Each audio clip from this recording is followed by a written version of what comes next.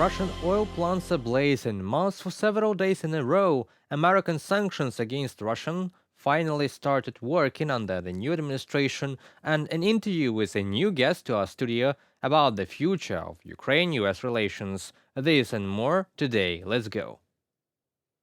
Overnight, several Russian regions, including Nizhny Novgorod, Smolensk, Tver, and Bryansk, reported drone strikes, triggering fires and air defense responses. According to the HUR source, which gave comments to the Kyiv Independent publication, the Lukoil oil depot in Kstova was targeted by 4 drones, all of which successfully struck the facility, causing significant damage. The source described the refinery as a site that supports the activities of the Russian occupation forces and confirmed the attack took place around midnight local time. The facility is located approximately 800 kilometers from the Ukrainian border. This strategy of systemic attacks against the oil infrastructure of the aggressor follows several possible goals.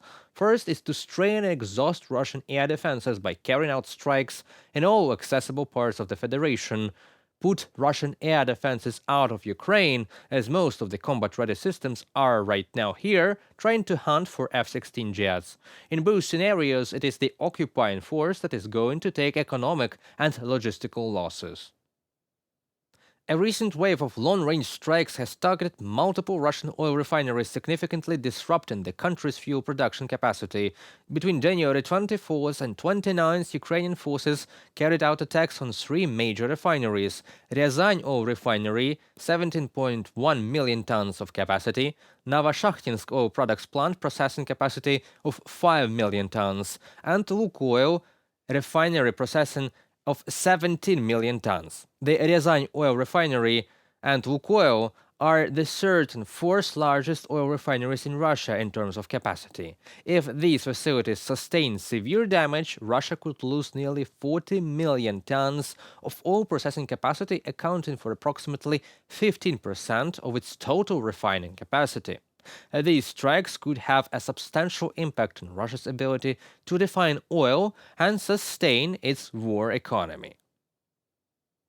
Kyiv considers oil refineries legitimate military targets as Russia's fossil fuel revenues help finance its ongoing war. Earlier this week, Ukraine confirmed striking the Ryazan oil refinery in an overnight drone attack on January 24th. The facility subsequently suspended operations due to damage, Reuters reported, citing 2 industry sources. And while these attacks continue, we can be sure that the Russian oil sector won't be able to recover fast, and after a highly likely drop in oil prices soon, will it even be profitable for the aggressor to recover these plants at all?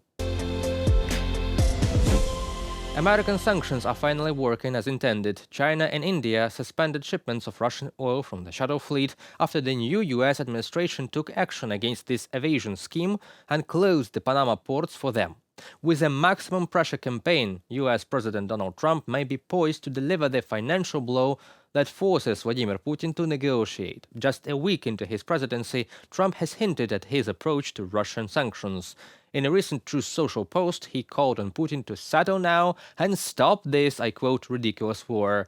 He warned that failure to reach a deal would leave him no other choice but to impose harsh taxes, tariffs, and sanctions on Russian exports to the US and other countries. This direct threat not only targets the Kremlin but also nations still engaged in trade with Russia. Trump's history shows he is no stranger to economic coercion. His administration previously leveraged sanctions against Iran, Venezuela, and North Korea.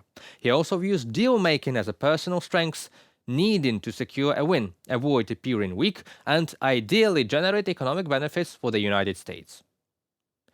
After 3 years of escalating sanctions by Ukraine's allies, Russian economy is feeling the strain. High inflation, stagflation, and a worsening economic outlook. Yet Moscow continues to sustain its war machine largely through oil revenues. Western sanctions have been slow and cautious, allowing Russia time to adapt. This measured approach has been more of an irritation than a decisive blow. Trump, however, appears ready to change that dynamic. He recognizes that Russia's Achilles heel is its own exports, because to provide the lifeline for the Kremlin's war effort. Without this revenue, Moscow's financial position would quickly deteriorate. Trump has already urged OPEC to lower oil prices, arguing that cheaper energy would cripple Russia's ability to wage war at all. He even suggested that OPEC's decision to maintain high prices makes them to a certain extent responsible for prolonging the conflict. This signal the early formation of a potential Trump-brokered deal. Trump's latest claims and actions suggested that he is prepared to unleash every economic tool at his disposal, sanctions, tariffs, and trade restrictions to target Russian oil sales. So far, Moscow has maintained much of its energy market. Aside from losing buyers among Ukraine's closest allies in the G7, Trump could launch an aggressive sanctions campaign aimed at isolating Russia further by pressuring other nations to cut ties. Where those countries will buy their oil and gas from, Trump's answer is clear: the United States, now a major oil and gas exporter with new orders from the president to boost extraction of energy resources by forcing nations to abandon Russian energy. Trump envisions boosting US exports while simultaneously strangling the Kremlin's revenue stream. Peace and trade in his ultimate goal. As we can see, it is a goal for many nations in the world too, if it helps restore the rules-based world order and business as usual without dictators thinking they are capable of capturing the world with force. And today we have Mr. Jason J. Smart, an American political advisor and PhD. Greetings. Hello, great to see you today. I'm really glad to see you in our studio because you can tell us about the recent changes in United States politics regarding the economic and humanitarian aid to different countries of the world, including US aid projects. Many media in Ukraine are working on those flows of grant money from the US aid, and right now they are on the edge of their existence.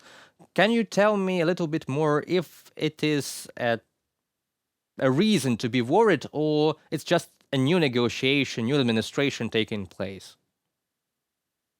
I think there's really nothing to be worried about. The fact of the matter is that every new administration is going to have its new rules.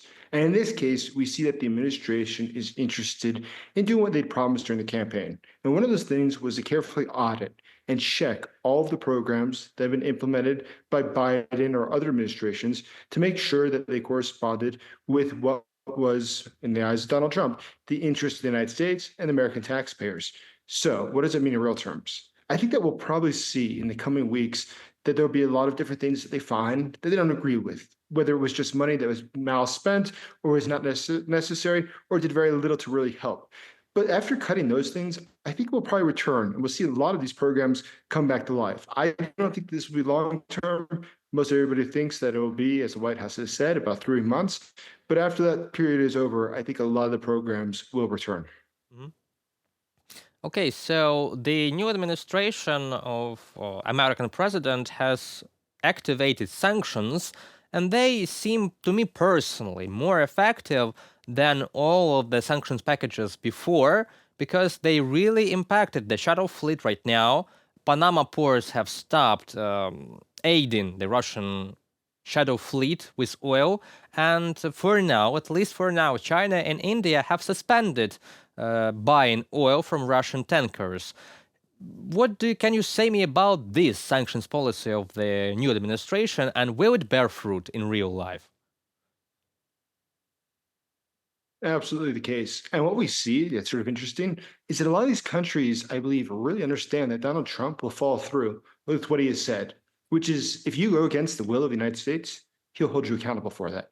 And it's not just India that we've seen recently and other countries that will probably no longer be buying Russian oil. Look at the impact that he has had, for instance, in Latin America, when some countries, namely Colombia, refused to take back illegal immigrants who he's seeking to deport. He immediately announced that he would put a 25% tariff on all goods coming from Colombia.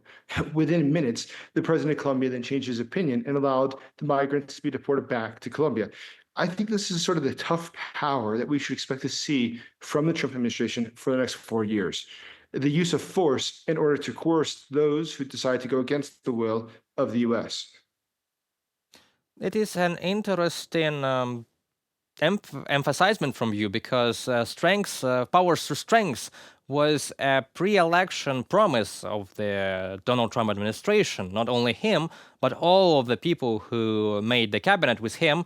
And it is curious that this policy might not only fear of the enemies of the rules-based order of the United States and the United States interests, and as well as Ukrainian interests, because Russia is waging a war against Ukraine, and it is in the American interest that Ukraine survives this war.